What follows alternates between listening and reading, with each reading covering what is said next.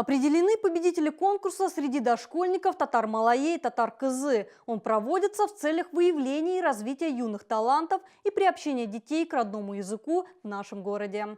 Конкурс проводится в 11-й раз. Это уникальный проект. В республике аналогов нет, отмечают организаторы. В этом году конкурс посвящен Году театра в России. В нем приняли участие более 120 мальчиков и девочек. 10 из них вышли в финал. Лейсан Ханова продолжит. Түгәрәк хуй буенда яшәткән бит бер мактанчык бака.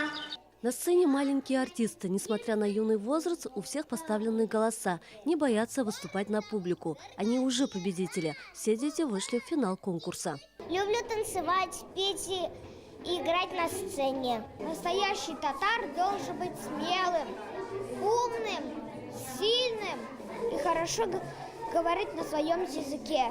Я учила стихи, танцевала. Вот платье у тебя очень красивое. Платье шила.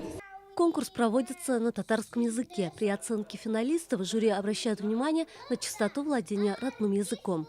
На чисто татарском языке, если ребенок может излагать свои соображения, разговаривать, говорить, это самое главное. Как он может себя преподнести зрителям, общаться с другими детьми, это тоже очень много значит.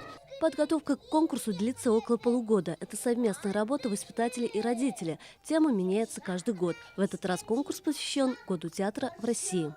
Дети здесь показывают свое актерское мастерство, свое отношение, выражать свое отношение к теме театра, как они играют роли, что им больше нравится. По итогам конкурса почетное звание Татар-Малайя присвоено воспитаннику детского сада номер 58 Амирхану Юсупову. Титул Татар-Кызы завоевала Руфина Харутдинова из детского сада номер 119. Все финалисты награждены дипломами и ценными подарками. Лейсан Ханова, Фанис Ихсанов, новости Челны ТВ.